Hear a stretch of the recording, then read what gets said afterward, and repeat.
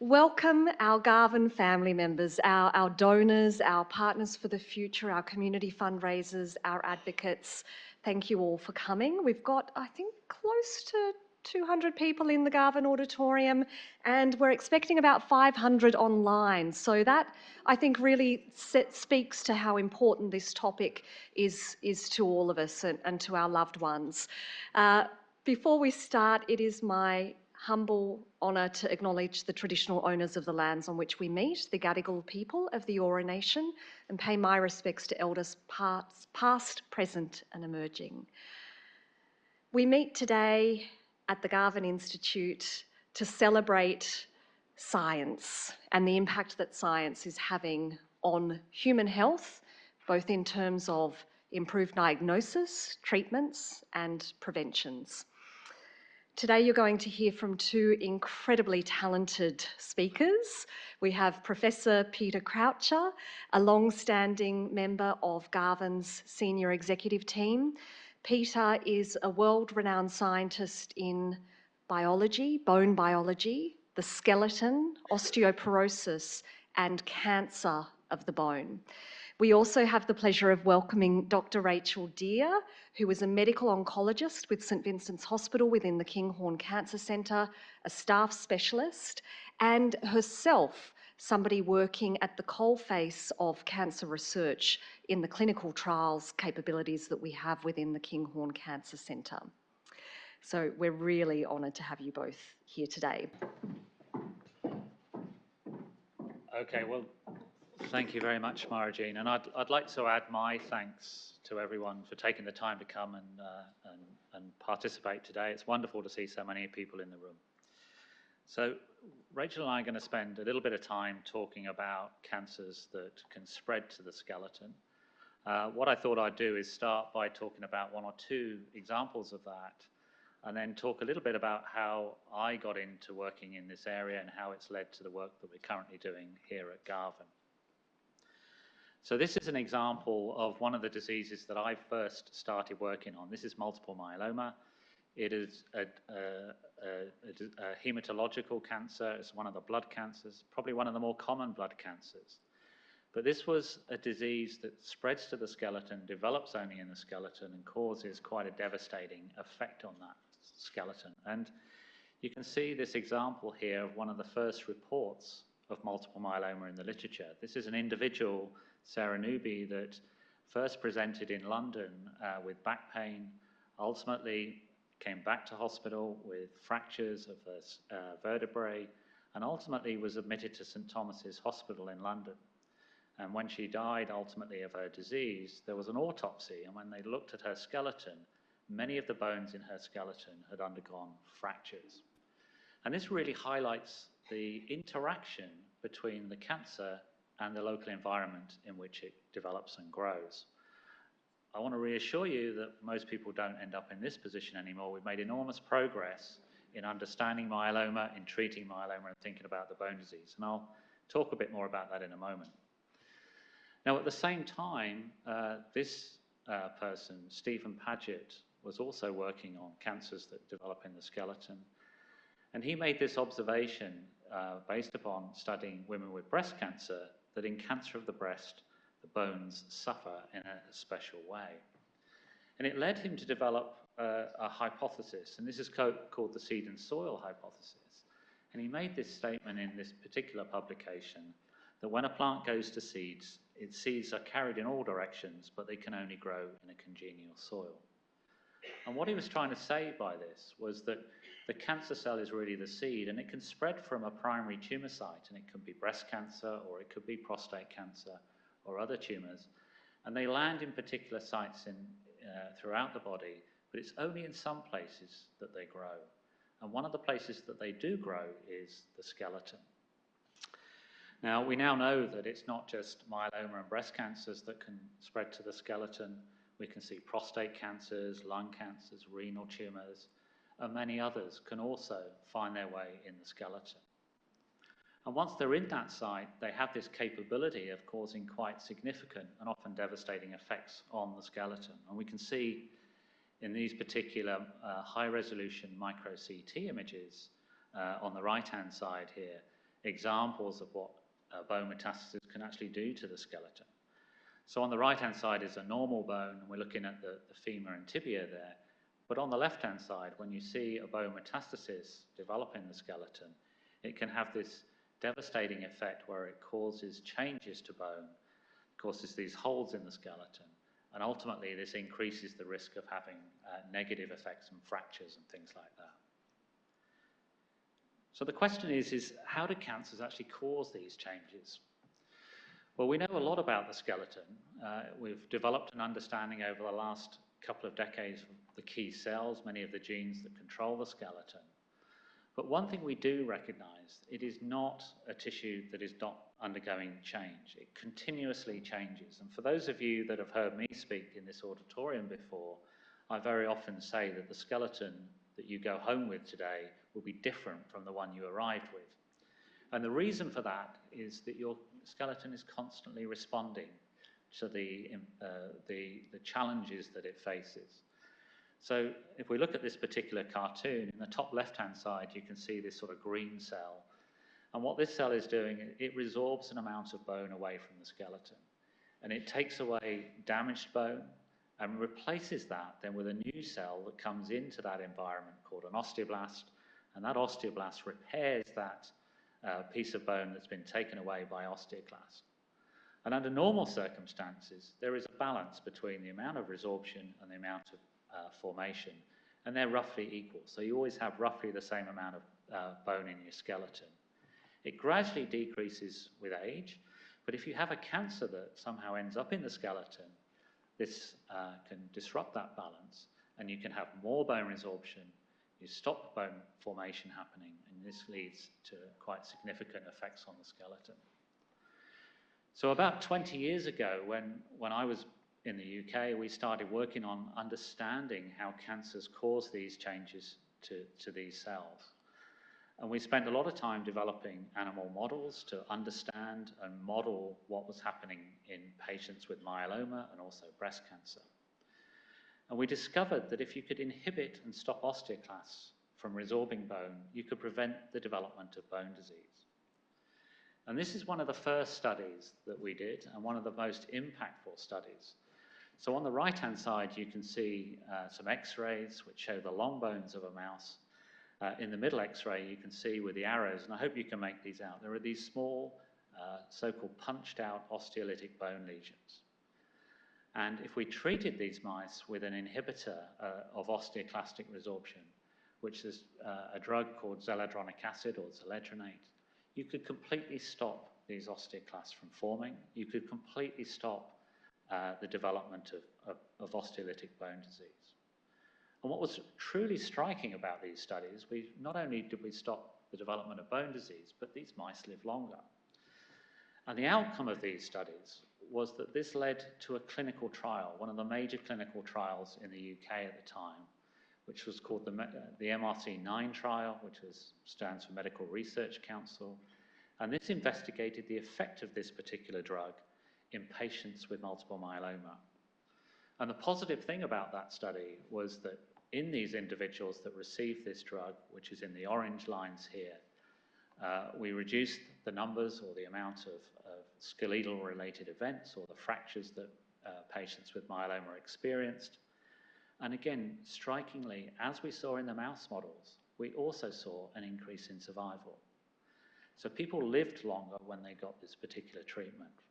And it wasn't just a short period of increase, this was 5 months longer. And at the time, this was a major step forward in understanding not just the impact on the skeleton, but improving the lives of people with multiple myeloma. And this particular drug has now become the standard of care, not just in the UK and Australia, but globally. So this is a sort of success story.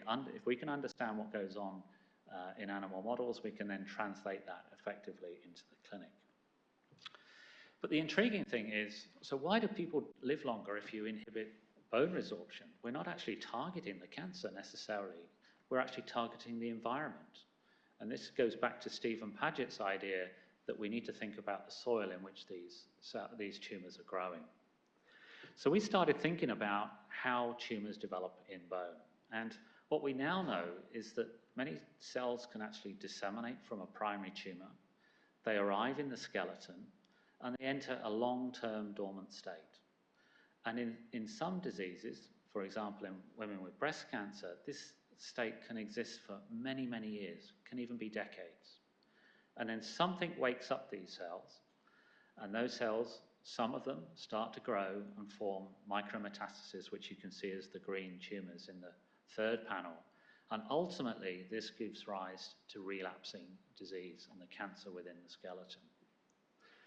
So what we've been focused on over the last 5 or 6 years now is trying to understand how these cells become dormant, what wakes them up, and can we start to develop new therapies that will target these dormant cancer cells.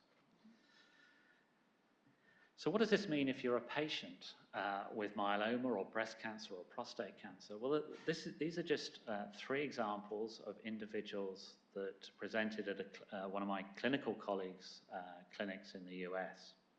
We have 3 individuals, each of which has a breast cancer. They're of a similar age. The breast cancer is of a similar size. They were enrolled into a clinical study, and they had a bone marrow aspirate taken. And what was discovered was all of these individuals actually had evidence of disseminated cells in their bone marrow. But interestingly, they've all had different outcomes. So the first individual is alive and well, many, many years later, 15, 16 years later. The second individual reoccurred with her cancer in the skeleton 4 years after diagnosis and sadly passed away. And the third individual, 12 years later, reoccurred in the skeleton and is currently on treatment. Now, currently, we have no way of really predicting who is going to do badly and who is going to do well. And we are trying to develop new treatments that are going to be able to target these dormant cells to stop these cancers relapsing in the skeleton. But above all, the major question that patients were asking us is, how do we get an understanding of whether we really are cured and whether we're going to actually get the all clear and know that this cancer is never coming back? So how do we think we should tackle this? Well, we now know that these cancers spread from the primary tumour, they enter the circulation and can find their way to the skeleton. We know that they can reside there in a long-term dormant state. But if we really want to be effective, we have to be able to find these cells and eradicate them before they get woken up and before they relapse. We don't want to wait until a person has relapsed and then start to have to think about treatment. So our goal and our aspirations are really to find these cells and eradicate them before they give rise to overt disease. So why haven't we been able to solve this problem before?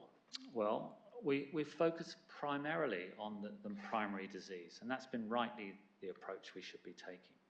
But we've got very effective at treating primary disease. We now need to turn our attention to think more about relapse. But relapse is unpredictable. You know, it could occur in a year or it could occur in 20 years. And we know that these dormant cells exist in some people, but not others. And when they do exist in people, they're incredibly rare. They may be 1 in a million. And as one of my clinical colleagues said to me 3 or 4 years ago, this is just too difficult a problem to solve. Now, unfortunately for me, that's a bit of a stimulus, because I do not like to be told that things are just too difficult. There's got to be a way of solving these things. So one of the things that we've been interested in at Garvan is tackling that particular challenge. The other challenge comes back to thinking about Stephen Paget again. We focused almost exclusively on the tumour cell. But we think we need to think differently. We need to think about not only the tumour cells themselves, but the environment in which they live, so studying the skeleton. And we really need new thinking and new technology to tackle this problem. So this is what we're about at Garvan. We've brought together in a program now that was initiated a year or so ago, that's led by Christine Chaffer and myself. And it brings together people with expertise in understanding cancer and cancer dormancy. It brings together people with expertise in the skeleton, in understanding how tumours grow in bone. And it also brings together immunologists people that understand the immune system, and we're trying to leverage that understanding because it's at the interface between these three disciplines that we think we're going to be successful. But whilst that's very idealistic, this is really the challenge on this slide here. This is not an easy thing to address or to solve. This is a section taken through a bone of in this case, a mouse, and we can see the bone in the bottom, we can see the bone marrow cells next to the bone. But in the very center of that, there's a single cell, and that single cell that's sort of brown, stained with this brown dye, is a cancer cell. And we're trying to find that cell, understand what it looks like, understand the genes that control it, and then develop strategies to both find and eradicate those cells. So our vision from our program perspective is really to cure cancer by thinking differently, leveraging this understanding and stopping disease relapse. And we're doing this by trying to develop tools that are going to better predict who's going to relapse in the future, understanding what the impact of current treatments are on that to make sure that those treatments that we currently have, are they affecting these dormant cells, and then developing and implementing new treatments that kill these cells and actually stop disease relapse. What progress have we made? Well, we have made progress, and the first step in that has really been to identify and find dormant cells. And one of the reasons I came to Garvan was because of the expertise within Garvan in a technology called intravital imaging. And I've been working with a colleague, Tri Fan, for a number of years now, and he's an immunologist, but he's developed and built microscopes that allow you to look deep inside tissues to find cells that are normally inaccessible. And this microscope is in the basement of Garvan, and we can now use this to actually find and see cells arriving deep inside the skeleton. And in the red, there is a dormant tumor cell, and this is probably one of the very first images that we had of a dormant cell sitting in bone deep inside the skeleton. The green cells are the growing tumor, but we can now find and see these cells. And the important thing about that is it means that we can now isolate and study them. And over the last 5 or 6 years, we've been isolating these cells, and we've worked out all the genes that are switched on in a dormant cell and been able to compare those to those in a growing tumor. And what is exciting on one level and terrifying on another is that the genes that control a dormant cell are different from the genes that control a growing tumor. So it means that the genes that are being targeted with current therapies may or may not be effective at targeting dormant cells. But with that knowledge comes an opportunity. We can now start to leverage our understanding of what we know about dormant cells to develop new targeted treatments.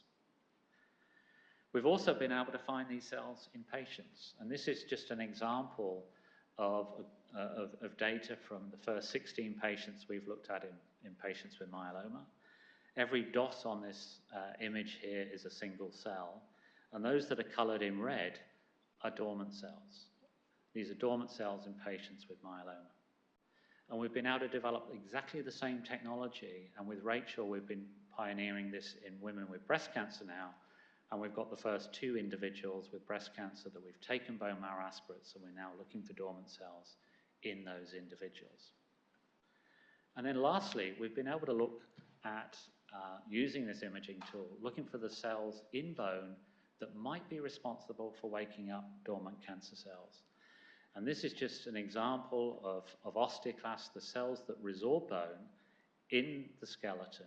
And we now know that these cells can interact with dormant tumor cells and release them from dormancy and allow them to form overt tumors.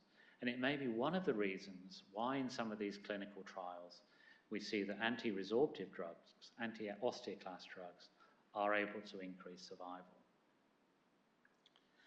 Now, what we're doing now is bringing together those individuals that are creating a team to leverage this information and these discoveries to start to apply this in the case of myeloma, but also in patients with breast cancer. And given the interest in this idea of receiving the all clear, we've named this the all clear team. It's led from Garvan. It's very much a partnership with St. Vincent's Hospital, and Rachel's leading that side of this partnership. But it involves lots of colleagues across New South Wales, including those within the university, UNSW, Sydney University, Newcastle University, but also colleagues in the US, in Washington and at Yale. But above all, it involves a partnership with our consumers and those that are consumer advocates as well. Our goal is really to stop cancer relapse, as I said, by better predicting relapse, determining the impact of current treatments on that, and then developing new targeted therapies. We are passionate about the need to see a much greater inclusion of individuals across New South Wales in our clinical studies and clinical trials. So we have partnerships with colleagues out in Dubbo who are bringing both patient samples into the studies, but also are going to be contributing to the clinical studies. And on the right, you can see we have a roadmap to achieving this over the next 3 to 5 years. So I just want to bring this to a conclusion, just summarize it. So if we go back to Stephen Paget now, I think it's fair to say we've made enormous progress, particularly in the last decade or so. We've got new treatments to treat the bone disease that occurs in patients that have cancers that develop in the skeleton. We've got a whole program of work developing new approaches to make our bones stronger for patients with cancers that grow in bone. And we opened a clinical trial earlier this year for a new approach that is the first in Australia, and there's only one other team globally that's testing this out. And we hope to complete recruitment over the next year or so into that trial. We've been able to identify and find dormant cancer cells in the skeleton really for the first time. And that's opened up the opportunity to really understand what controls dormant cancer cells, what controls disease relapse. And with Christine and her colleagues at Yale University developing tools to predict who will relapse, we're now in a position where we're starting to be able to offer patients opportunities that maybe 5 years or 10 years ago were going to be much more challenging. And what we're working hard on at the moment is really developing and thinking about new therapies and new approaches to target dormant cells and stop disease relapse. So what does this really mean for patients? Well, obviously, the key is if we can solve this challenge of dormancy and relapse, we really will be able to give patients the option and the best chance of a cure and really obtaining that all clear that everyone is working towards addressing. Now, obviously, this is a huge team effort. I'm not going to go through all the people that are involved in this on this slide, but I just want to call out the fact that this is very much a partnership between Garvan and St Vincent's, and Rachel and Georgia McCorn from a haematology perspective are leading the St Vincent side of this. In the centre are many of the All Clear team partners that exist across New South Wales and Sydney. But above all, I'd like to call out our patients and our consumer partners. They've been absolutely fundamental to framing the questions that we're trying to address. They are party to just about all the conversations that we have at the moment about how we're running this program and what we're trying to achieve. And without them, we couldn't do what we do. So I want to stop there and thank you for your time. And I'll ask Rachel to come up in a second, but thank you very much.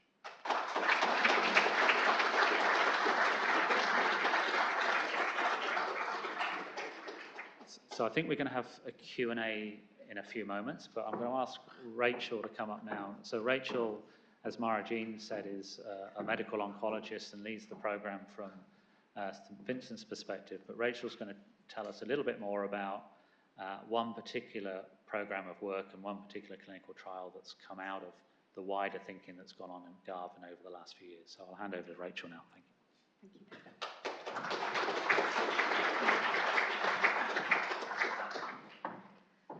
Good morning. Thank you, Peter, for a wonderful talk. You really explained those concepts so clearly, and my focus is a little bit different because, as you said, I'm focusing on breast cancer, particularly triple-negative breast cancer.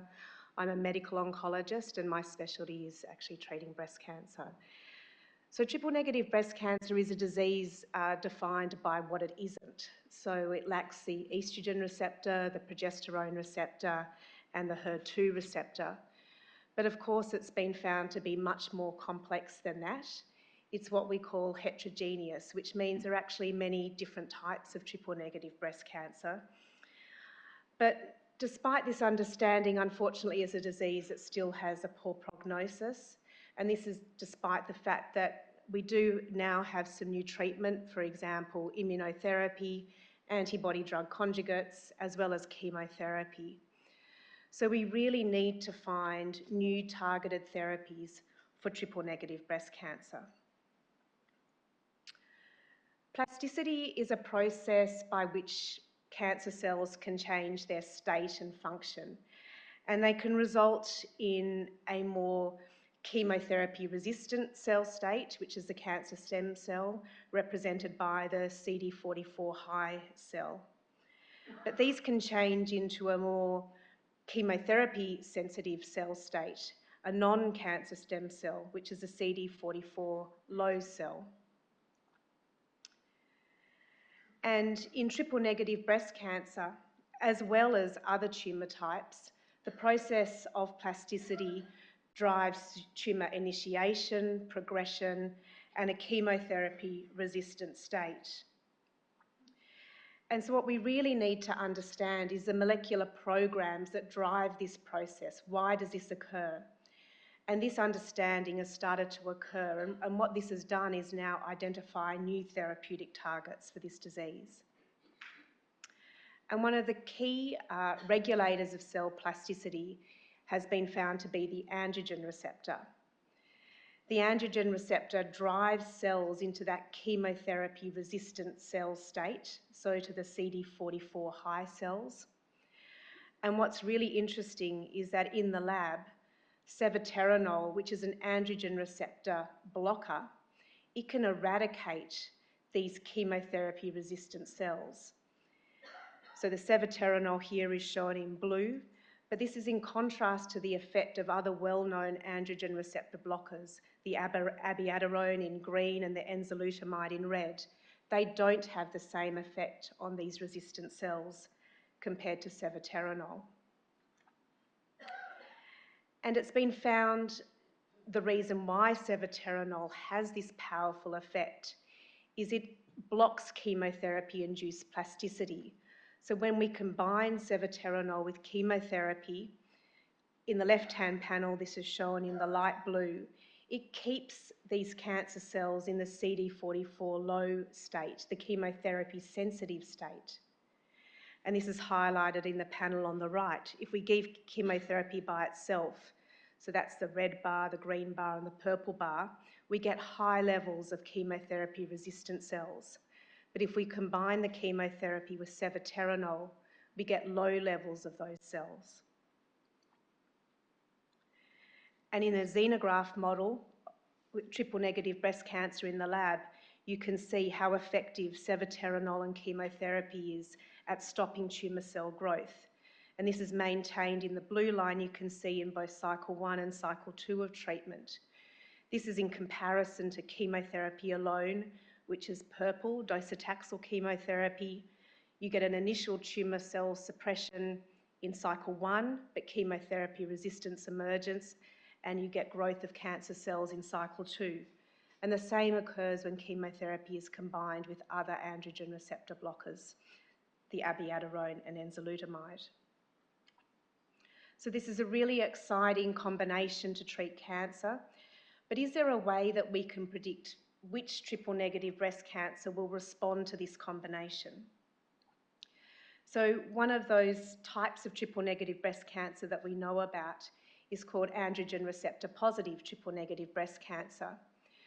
But that is defined by expression of the nuclear androgen receptor, so what's inside the nucleus of the cell.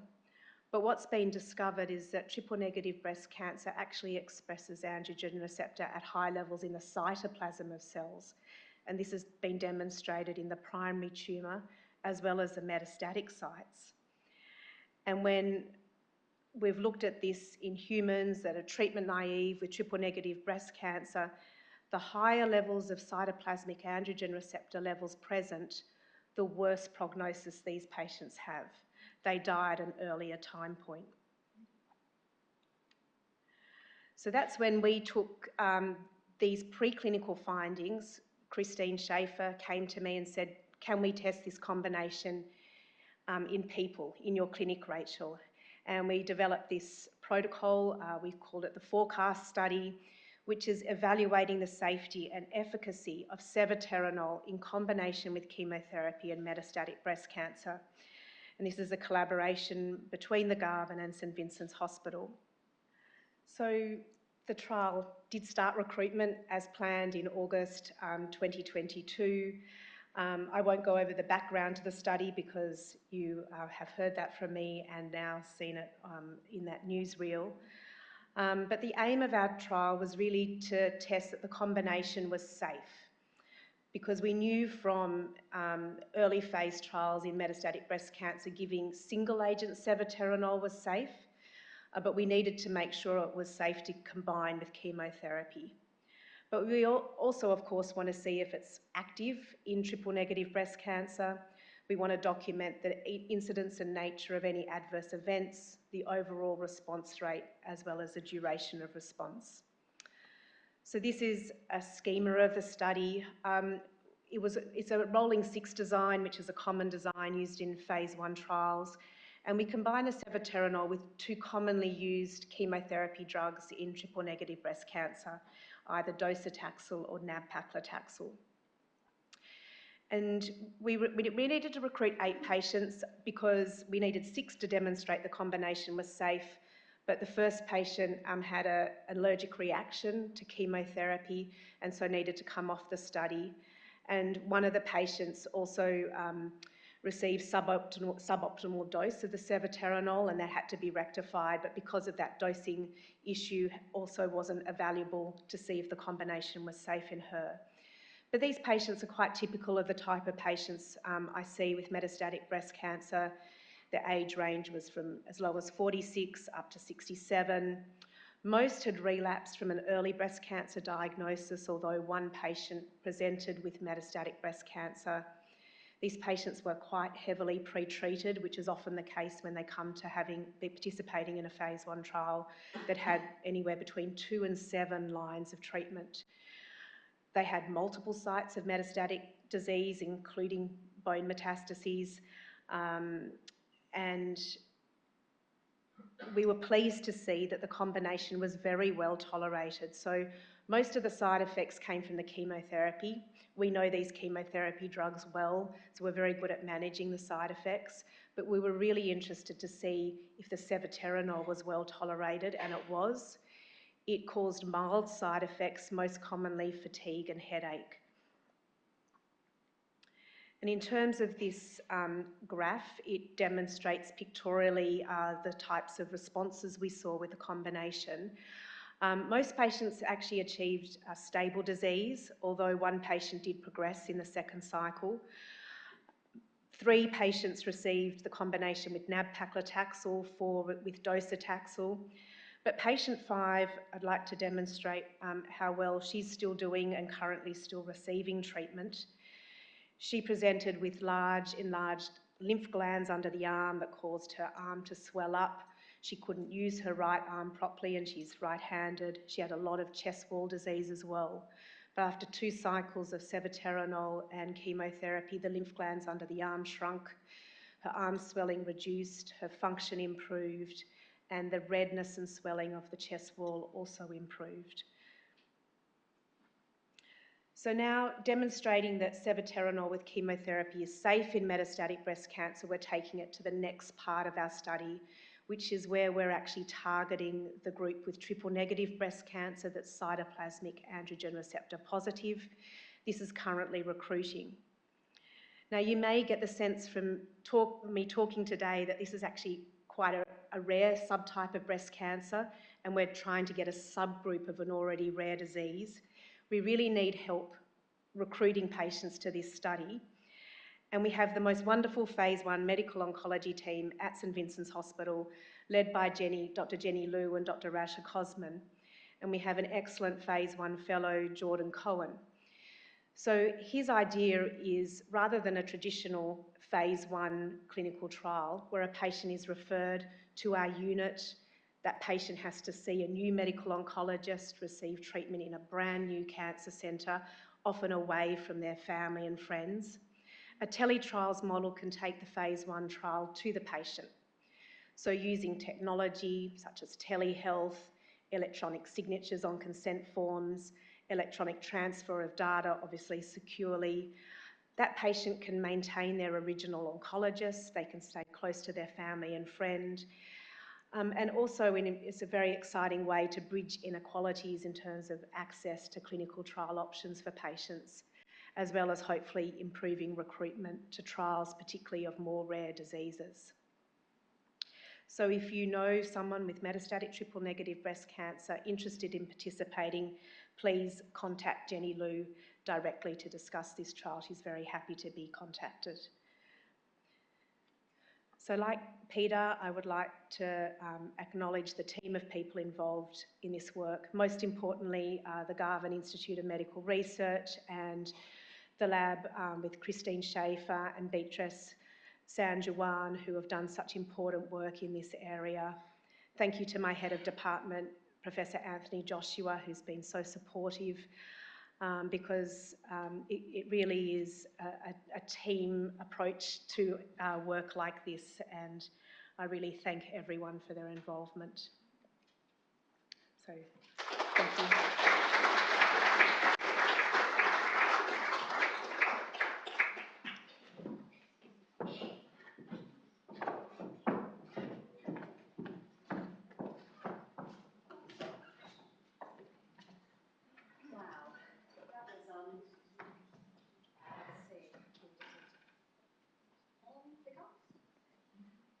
You got us, Tom? Thank you so much.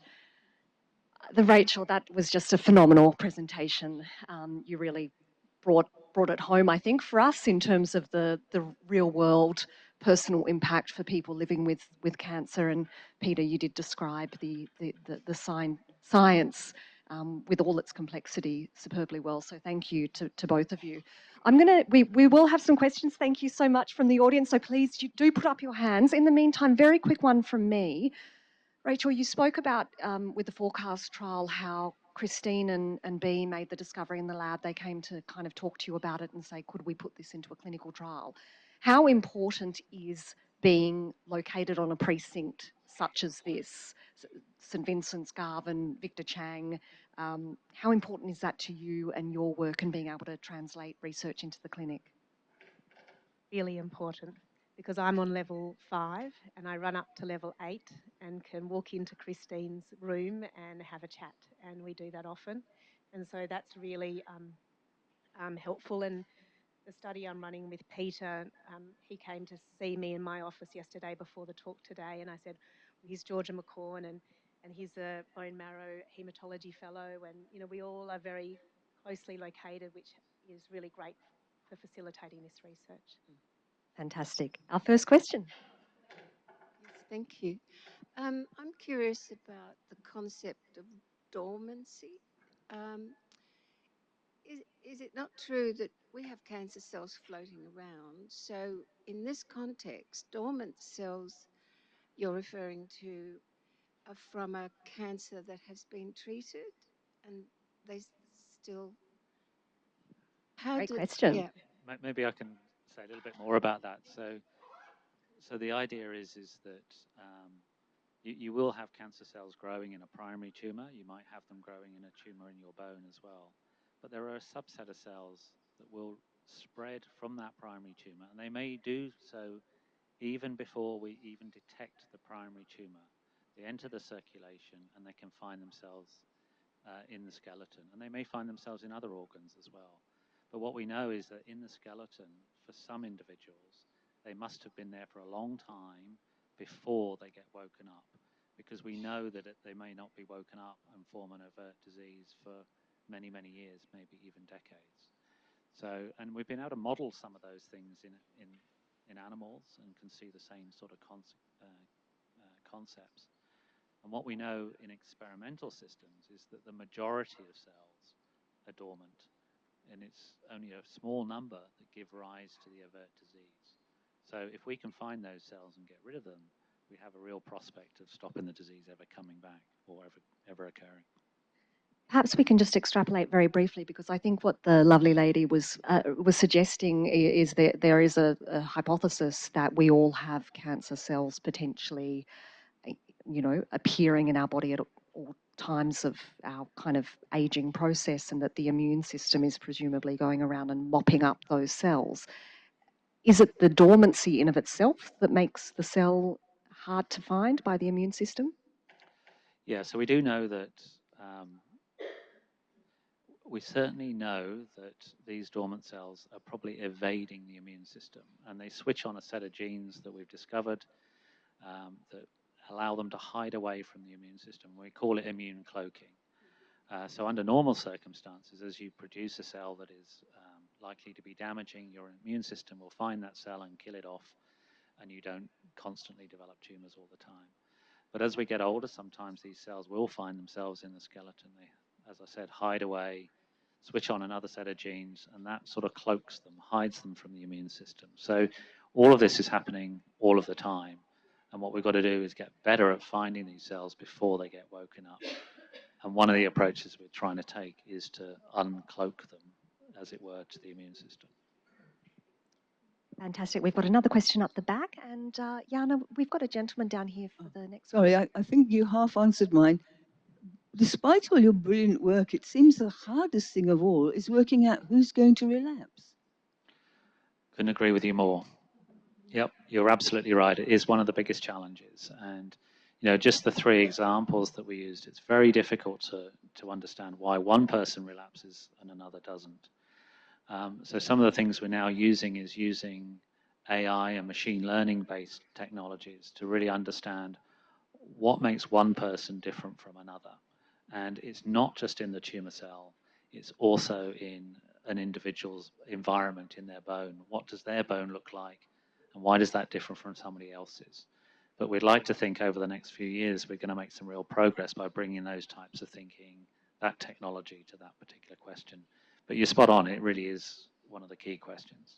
Rachel, would you like to add to that from a clinical perspective? Yes, it definitely makes our work challenging because we now predict relapse based on very traditional factors like the size of the breast cancer, whether the lymph nodes were involved, the grade, the proliferation index. There is a gene profile signature we can use as well that helps further refine whether relapse will occur. And so we give people drugs because we know breast cancer is a systemic disease to try and eradicate micrometastatic disease and hopefully dormant cells. But despite giving people maximal treatment, hormone treatment, chemotherapy, sometimes immunotherapy, sometimes a CDK4/6 inhibitor, we do whatever we can, but there are still these people that relapse. But why did that person relapse and not the woman who comes into my clinic with exactly the same histopathological risk factors, just as Peter demonstrated today? Great. While we get a mic to the gent down the front, a quick question from the Zoom room. Are there any current studies looking at dormant cells created by prostate cancer? The answer to that is yes. We've been doing the same types of studies across multiple myeloma, breast and prostate cancers, as these are the most common cancers that will spread to the skeleton. We've seen something that we think is really exciting and very intriguing, is that a dormant cell in a person, or certainly in experimental models at least, in myeloma, breast cancer and prostate cancers look very similar. So whilst there's still a breast cancer, still a prostate cancer, they switch on a set of genes that are very similar. And that tells us probably something important about the environment in which they live. So they spread to the same site in bone, and when they interact with the cells in bone, that instructs them to become dormant, and they take the same signals from bone, whether you're breast, prostate, or myeloma. So yes, there are definitely studies going on in prostate cancer at the moment, and yes, there are parallels there. So it paves the way for sort of common approaches if we can think about that and leverage that understanding. Thanks, Peter. Sir. I saw a paper from Coleman, he's also from UK, and he wrote about a paper like metastasis metastatic prevention in bones, how to prevent metastasis, I think in a breast cancer actually.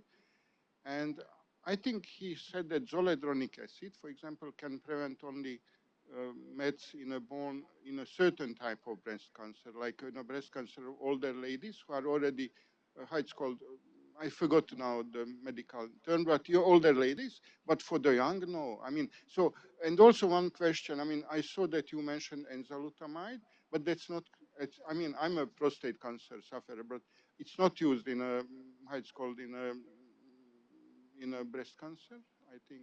So what was that you just mentioned in the second part?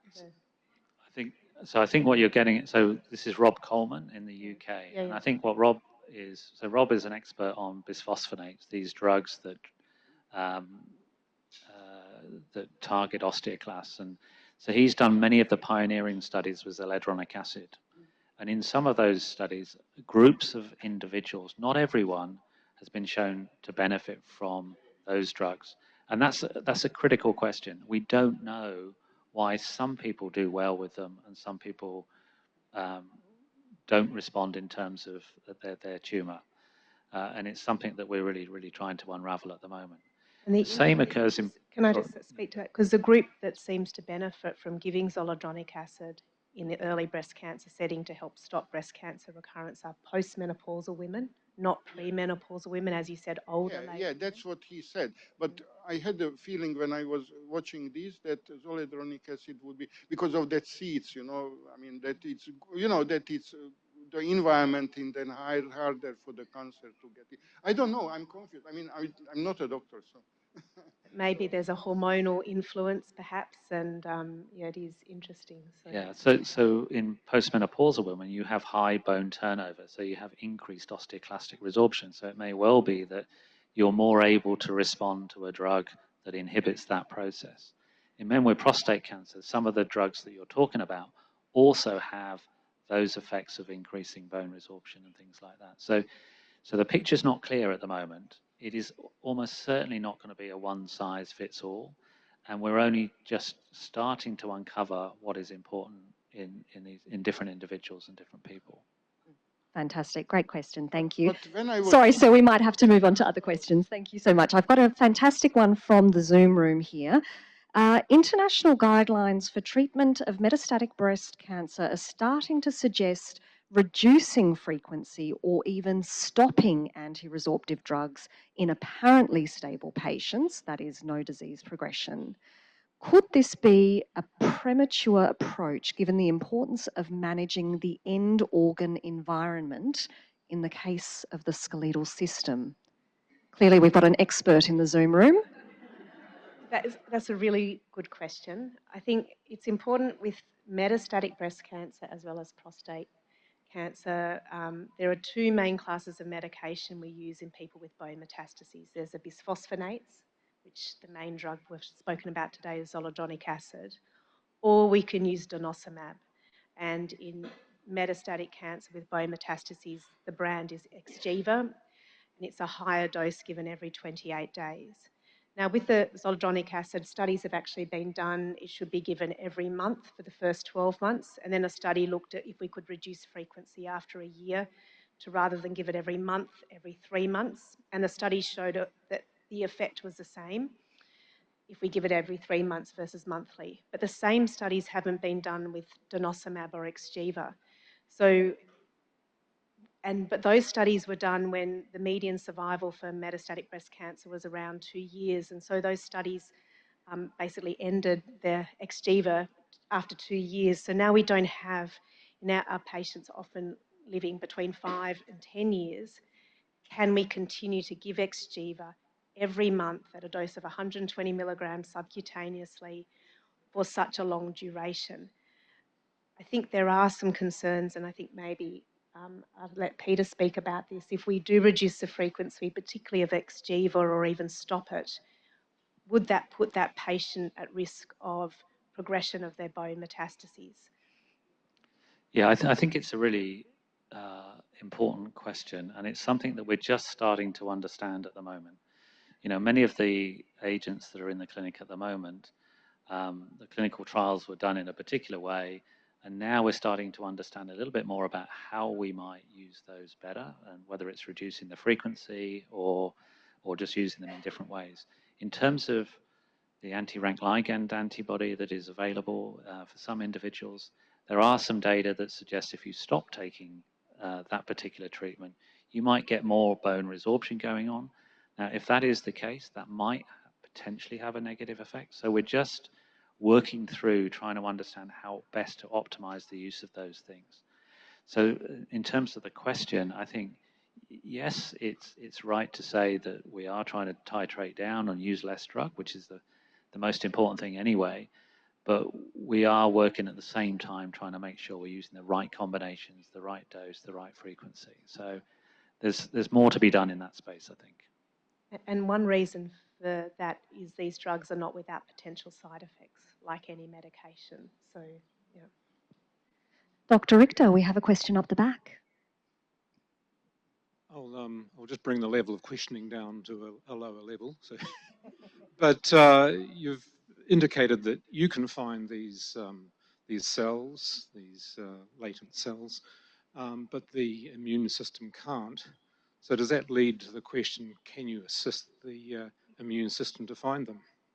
Yeah, no, that's a great question, and that's exactly what we're about, really. These are very rare. We can find them. We think we can find them in patients. So the real goal is to leverage the immune system so we can reveal them to the immune system, because that's going to be the one real mechanism to be able to find a rare cell and eradicate it. And that's really why we're in such a great place here at Garvan, because we brought together people that are cancer people that are immunologists, and they're the people you should be asking that question to. Unfortunately, not me. I'm not an immunologist, but the opportunity is there now, and we can definitely think along those lines. Yeah. What about an antibody drug conjugate that can target a protein on the surface of that dormant cell and hone in on it? Absolutely, and the good thing is now we can find them. We're seeing that they look different to a normal cancer cell, so it gives us an opportunity to say, what are these things what are switched on in a dormant cell, and can we develop those agents? So those are all things that I think are possible. You know, we did a lot of this in animal models, and we chose not to move forward until we were confident we could find these cells in patients, and now we're finding them in patients. That is the approach, is to think about those targets. And certainly it's something that other Garvan scientists are heavily focused on, that intersection between the immune system and cancer, as well as autoimmune diseases. I think Jana has a questioner over here. Thank you. Yes, look, I understand that triple negative breast cancer is difficult to treat and is very aggressive, or it's often called aggressive. And I just wonder how important it is for early detection, because you know, if it's detected before it gets into the lymph system and so on, will that increase the prognosis fairly dramatically or not? Early detection is important, but it is still a systemic disease. So as Peter said, that even as that cancer in the breast is developing, those cancer cells, even at a small size, even before lymph gland involvement, can spread elsewhere in the body. So when we've done studies of chemotherapy, and there's now the approach where we give chemotherapy and immunotherapy before surgery, even in cancers of a smaller size without lymph gland involvement, have a survival advantage for giving quite heavy duty drug treatment. So again, demonstrating that the cancer is not just a disease in the breast, it's a disease of the whole body. So yes, the earlier you pick it up, the less likely that that's happened, but it still can occur. Ladies and gentlemen, I am sorry, we are going to have to draw things to a conclusion, but I would encourage all of you with questions unanswered, including those of you in the Zoom room. Apologies, I know I didn't do a very good job getting to you all. Please submit your questions to foundation@garvan.org.au. That's foundation@garvan.org.au. and we will respond to you over the coming days and make sure that we consult with Peter and Rachel in getting those responses to you. We really appreciate you taking the time to come and join us this morning. Thanks to those of you in the Zoom room. Do stay warm, do stay well. If you've been inspired by today's presentation, do consider continued support of the Garvan, either through a donation or through advocacy. Tell your friends and family about us. We cannot survive without the support of the community, for which we're so grateful. But please, round of applause for Rachel and Peter.